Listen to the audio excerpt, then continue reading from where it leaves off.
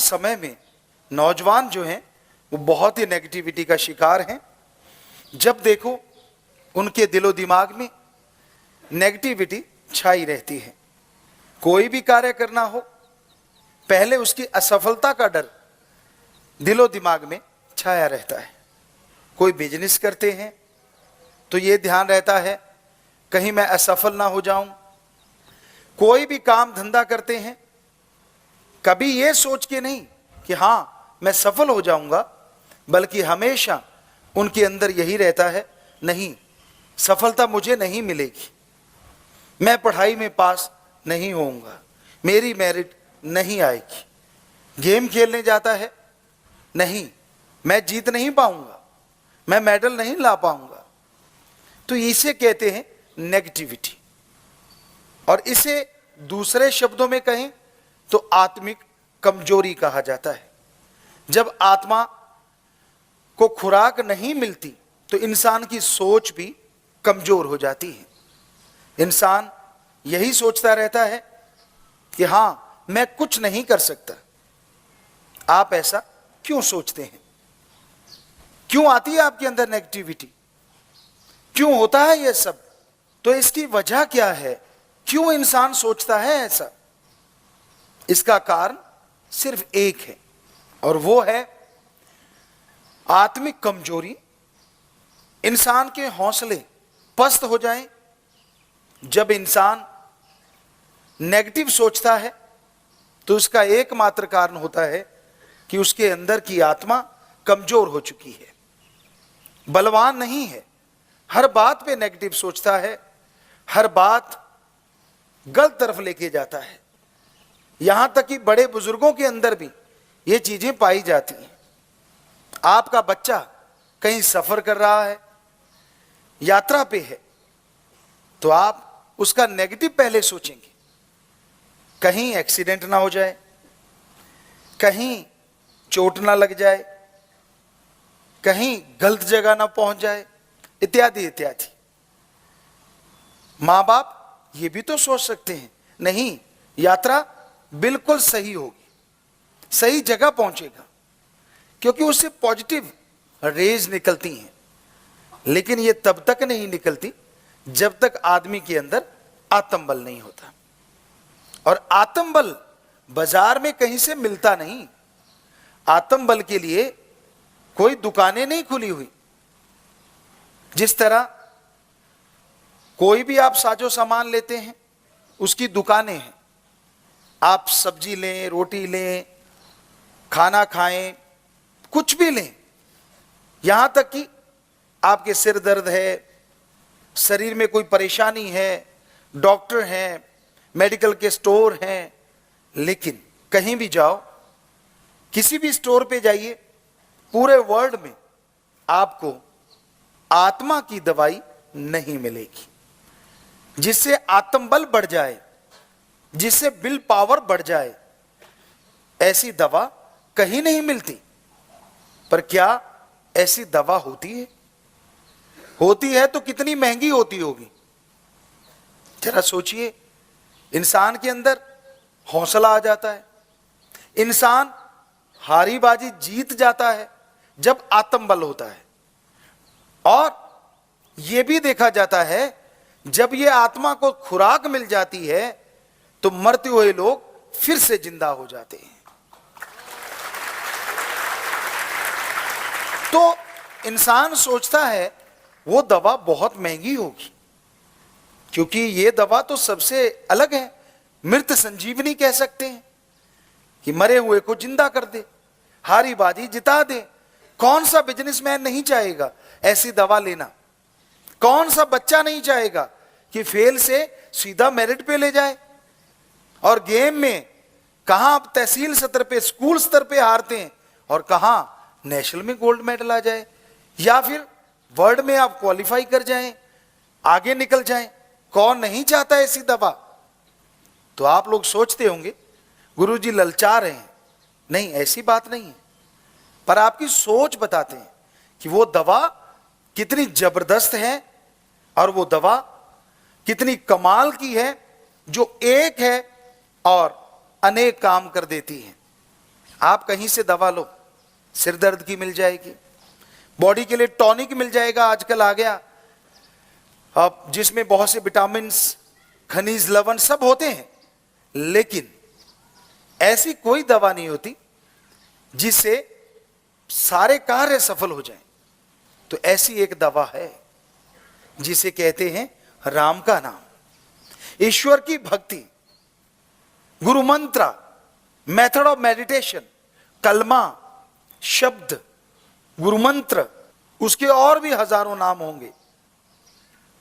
और वो दवा कहां से मिलती है, कौन से स्टोर पे जाएं, किस जगह वो दवा मिलेगी? किसी स्टोर पे नहीं, कोई सच्चा संत, पीर फकीर मिले, उसकी सत्संग में जाओ और उसके वचन सुनो और अमल करो।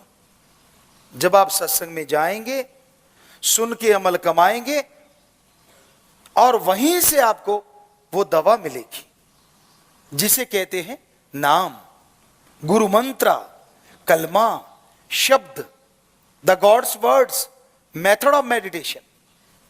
तो वो शब्द ऐसे हैं जिनका अभ्यास करने से आत्मबल बढ़ जाएगा और आप जिंदगी के हर क्षेत्र में, खास करके अच्छे नेक क्षेत्र में सफलता की सीढ़ियां चढ़ते चले जाएंगे।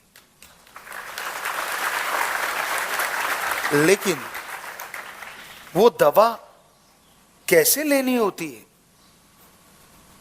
उस दवा के लिए क्या कोई अलग जगह, अलग धर्म, अलग जात, मजहब में जाना होगा? जी नहीं। उस दवा को खाने के लिए, उस दवा को लेने के लिए जंगल, पहाड़, उजाड़ जाने की जरूरत नहीं। आपको अपना धर्म, जात, मजहब बदलने की जरूरत नहीं। जिस भी धर्म को आप मानते हैं, जिस भी कपड़ों में आप रहते हैं, आप रह सकते हैं। बस उस दवा को लेने के लिए थोड़ा समय निकालना होगा। जैसे आप सुबह सवेरे वॉक करते हैं, जिस तरह सुबह सवेरे घूमते हैं, आप घूमते रहिए, वॉकिंग करते रहिए, लेकिन ख्यालों से, अपनी जीभा से वो मंत्र, वो शब्द, वो कलमा दोहराते रहिए। आपको यकीन नहीं आता होगा, ऐसे कैसे संभव है? थोड़े से शब्द आपको इतनी शक्ति दे देंगे? ये कैसे हो सकता है? ये नहीं हो सकता। आपके अंदर इस तरह के विचार आ रहे होंगे। तो कहा करते हैं, हाथ कंगन को वारसी क्या और पढ़े लिखे को फारसी क्या। आप सत्संग में जब आएंगे तो संत वो शब्द, वो मेथड आपको बता देंगे और बदले में आपसे कभी कुछ नहीं लेंगे। तो आप उन शब्दों का अभ्यास चलते हुए कर सकते हो, लेट के कर सकते हो, बैठ के कर सकते हो, गाड़ी ड्राइव कर रहे हो, खाना बना रहे हो, खाना सर्व कर रहे हो, कपड़े धो रहे हो, नींद में जा रहे हो, लेटे हुए हो, यानी शारीरिक अवस्था कोई भी क्यों ना हो, वो मेथड तो, वो गुरु मंत्र, वो शब्द तो जीभा से, ख्यालों से दोहराने हैं। उसमें तो कोई दिक्कत आने वाली नहीं है। तो ऐसा अगर आप निरंतर करते रहेंगे तो आपका आत्मबल बढ़ता जाएगा। पर हो सकता है आप में से बहुत से ऐसे लोग हों जो यह सोचते हो कि ये आत्मबल जल्दी बढ़ाना हो तो क्या करें। इंसान की इच्छा होती है, यार क्यों ना जो काम साल में होता है उसे महीनों में कर दें और महीनों वाला दिनों में कर दें। तो क्या इस दवा के साथ भी ऐसा कुछ है? जी हां, ऐसा है। और वो है समय। अगर आप वास्तव में चाहते हैं कि बहुत जल्दी अपने आत्मबल को हासिल किया जाए, विल पावर को बढ़ा लिया जाए तो उसके लिए एक समय है, और वो समय है सुबह 2 से 5 का। इस समय को धर्मों ने भी बहुत बड़ा दर्जा दिया है। हमारे हिंदू धर्म में इस समय को ब्रह्म मुहूर्त कहा है। हमारे सिख धर्म में इस समय को अमृत वेला कहा है। इस्लाम धर्म बांगे वक्त, इलाहिए वक्त, फर्ज, और इंग्लिश फकीर द गॉड्स पे time early morning between 2 to 5। Science भी मानने लगी है। क्या कहती है साइंस?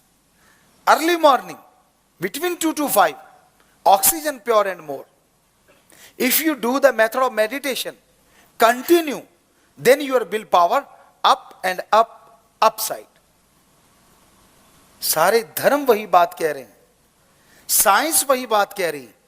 तो सुबह का समय सर्वश्रेष्ठ होता है, क्योंकि अगर विज्ञान की बात करें तो उसमें ऑक्सीजन शुद्ध और ज्यादा होती है। आत्मबल जल्दी बढ़ता है, ध्यान जल्दी जमता है, पर उसके लिए थोड़ी सी बातों का ध्यान रखना होगा। सुबह जब आप उठें, उठने के बाद फ्रेश हो लें, रफाज जाएं, क्योंकि खाली पेट सर्वश्रेष्ठ होता है। पानी पी सकते हैं। अगर आपको नींद आ रही है तो मुंह धो लें, हाथ धो लें, पर शरीर में से अगर कोई स्मेल है, बू बदबू कुछ भी आ रहा है तो नहाना जरूरी होगा। उसके बाद जब आप बैठने लगे तो जिस तरह से ये हम बैठे हैं, इसको सीधी भाषा में योगा का आसन कहें तो आसान आसन। अगर ऐसे में आपको तकलीफ है तो आप जिस तरह मुसलमान भाई नवाज अता करते हैं, घुटने औंधे मार के बैठना, उसको योगा में कहते हैं वज्र आसन। पर इन दोनों में अगर आपके घुटनों में या पीठ में, बैक में दर्द है तो ऐसे मत बैठिए, क्योंकि यहां दर्द है, ध्यान वहां चला जाएगा। तो आप जैसे कुर्सी पे पांव लटका के बैठते हैं, जैसे बैठे और पांव लटका लिए, तो उस तरह से बैठ सकते हैं।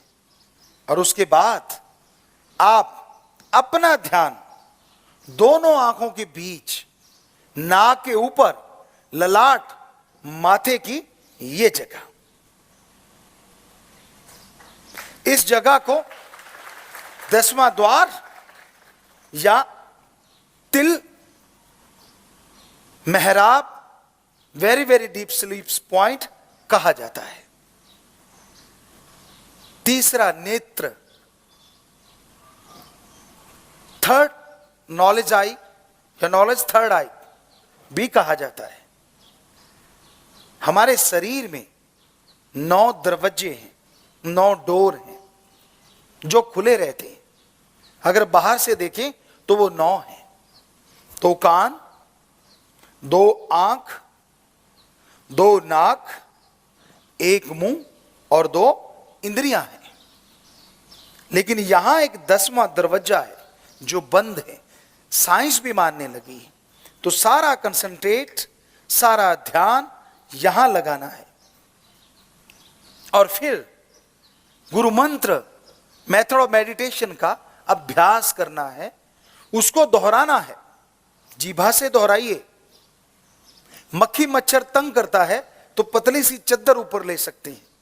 सर्दी तंग करती है, कपड़ा ले सकते हैं। हाथों को यूं रखना है। कोहनी का वजन जांग पे आ गया और यहां ये काफ पे आ गया, ताकि कोई प्रेशर आपका ध्यान इधर उधर ना करवा सके। तो आप बैठ गए। अब मेथड ऑफ मेडिटेशन दोहराइए, आंखें बंद रखिए। यह सबसे बढ़िया है। खोल के भी कर सकते हैं, लेकिन वो बाद में, जब आपका ध्यान आपके काबू में आ जाए, जब विचार स्थिर होने लगे। तो ऐसा करने से क्या होगा, कैसे आएगा विल पावर ऐसा करने से?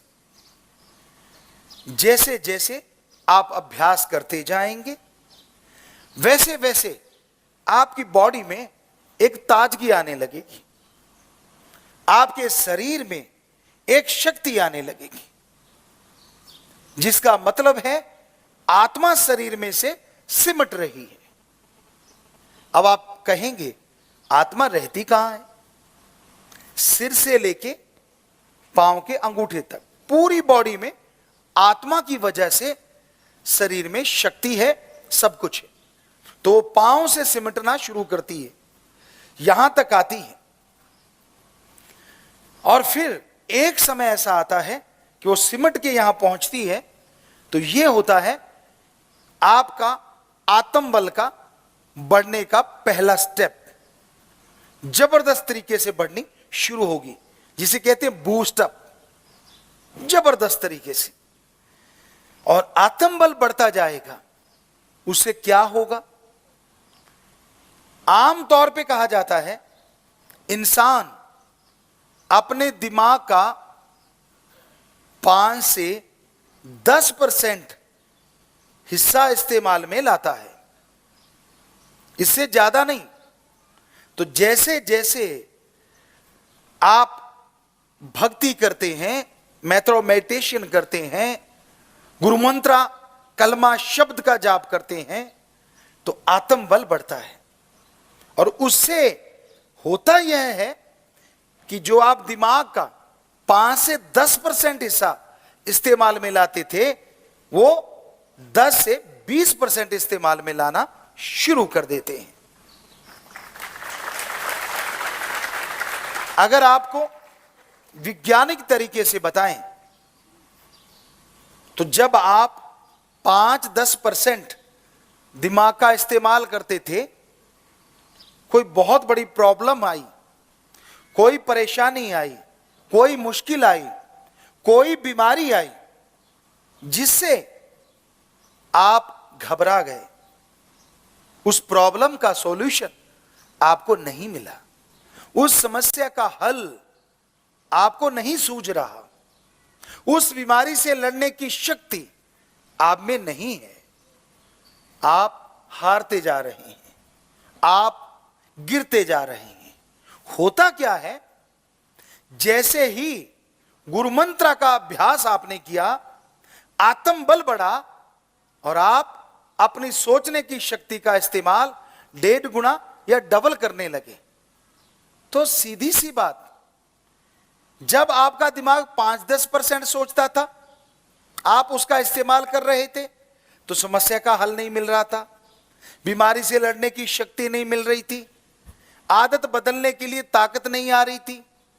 और जैसे ही आपके दिमाग को आप डबल काम में लेने लगे, तो नेचुरली आपके दिमाग में हर परेशानी का सॉल्यूशन, हर समस्या का हल, हर प्रॉब्लम का सॉल्यूशन आपको मिलने लग जाएगा और आप टोटली टेंशन फ्री हो जाएंगे।